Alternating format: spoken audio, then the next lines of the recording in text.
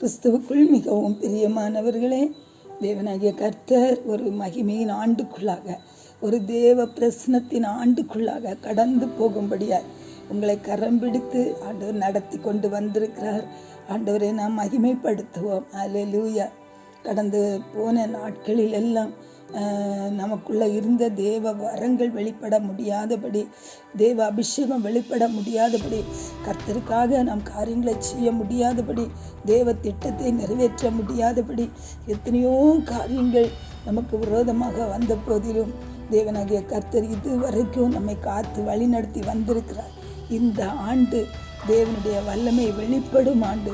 கர்த்தர் நமக்குள்ள வைத்திருக்கிற அந்த திட்டங்கள் நிறைவேறக்கூடிய ஆண்டு. கர்த்தர் நமக்குள்ள வைத்திருக்கிற தேவ சித்தம் நிறைவேறக்கூடிய நாட்கள்.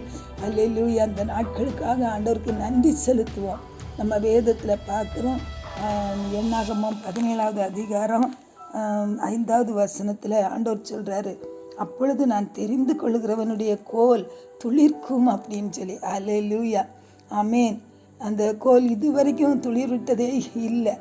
அந்த ஆரோனுக்கு விரோதமாக, அவனுடைய ஊழியத்துக்கு விரோதமாக அந்த இஸ்ரவேல் ஜனங்கள் முறுமுறுத்த போது ஆண்டவர் எல்லாருடைய கோல்களை எடுத்து அந்த தேவ பிரசனத்தில் கொண்டு போய் வைக்கும்படி சொன்னார்.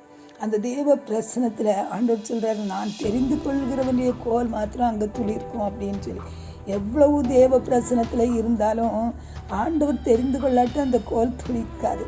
ஆனால் அவர் ஆரோனை தேவன் அழைத்தார், அவனை தெரிந்து கொண்டார், அவனை அபிஷேகித்தார், அவன் தைல ஊழியத்தை தேவன் கொடுத்தார். ஆனால் அதற்கு விரோதமாக சத்துருடைய வல்லமைகள் எழும்பி அவனுடைய ஊழியத்தை எழும்பக்கூடாதபடி, அதை தடை பண்ணும்படி அவர்கள் ஒரு பெரிய கூட்டமாக சேர்ந்து அவனுக்கு விரோதமாக எழும்பி வந்தபோது தேவன் அவனுக்கு அனுகூலமான துணையாயிருந்தார்.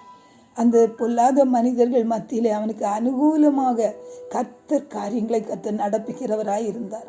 இந்த வருஷத்தில் கர்த்தர் உங்களுக்கு அனுகூலமாக இருப்பார். தேவனாகிய கர்த்தர் உங்களுக்கு அனுசாரியாக இருப்பார்.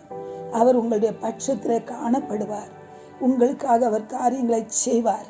அவருடைய பிரசனத்தை அளவில்லாமல் ஊற்றி உங்களை துளிர்விட செய்து, அல்லேலூயா, எல்லா ஜனங்களுக்கும் மத்தியிலேயும் தேவன் மகிமையான காரியங்களை கர்த்தர் செய்து, அல்லேலூயா, அவருடைய நாமத்தை மகிமைப்படுத்துவார். அல்லேலூயா. ஆமேன். இந்த நாளிலும் கூட ஒருவேளை உங்களுடைய வாழ்க்கையில் நம்பிக்கையற்று நீங்கள் ஒருவேளை இருக்கலாம். இதோடு என்னுடைய காரியெல்லாம் முடிஞ்சு போச்சுன்னு நீங்கள் நினைக்கலாம். இனிமேல் என்னால் எதுவுமே செய்ய முடியாதுன்னு நினைக்கலாம். ஆனால் நீங்கள் அல்ல, துளிர்விட செய்கிறவர் தேவன் மாத்திரம். உங்களுடைய வாழ்க்கையில் கர்த்தர் துளிர்விட செய்து பூத்து காய்த்து கனிதர செய்கிற தேவன் மட்டும் இல்லை, உங்களுடைய அந்த கிளை எழும்பி அது செழிக்க பண்ணுகிற தேவன். அது மட்டும் இல்லை, அதன் மேலே முழுவது கர்த்தருடைய பனி அங்கே தங்கி இருந்ததுன்னு சொல்லி யோபு பக்தன் சொல்கிறார். அப்படித்தான் உங்களை முழுவதுமாய் பரிசுத்த ஆவியானவர் நிரப்பி, அவருடைய அபிஷேகத்தினாலே நிரப்பி, அவருடைய வல்லமையினாலே நிரப்பி, அவருடைய வரங்களினாலே நிரப்பி, கனிகளினாலே நிரப்பி அவருடைய நாமத்தை தேவன் மகிமைப்படுத்த போகிறார். உங்களுடைய குடும்பங்களை துளிர்விட செய்ய போகிறார். உங்களுடைய எல்லைகளை துளிர்விட செய்ய போகிறார். உங்களுடைய பிள்ளைகளுடைய வாழ்க்கையை துளிர்விட செய்ய போகிறார். கர்த்தர் அற்புதம் செய்து எல்லா எல்லைகளிலும் அவருடைய நாமத்தை தேவன் மகிமைப்படுத்த போகிறார். பரலோக தகப்பனே, உமக்கு ஸ்தோத்திரம். வறண்டு போய் நம்பிக்கையற்ற சூழ்நிலைகளை மாற்றி ஆண்டவரே எங்களுக்காக புதிய காரியங்களை செய்கிற தேவன் அப்பா.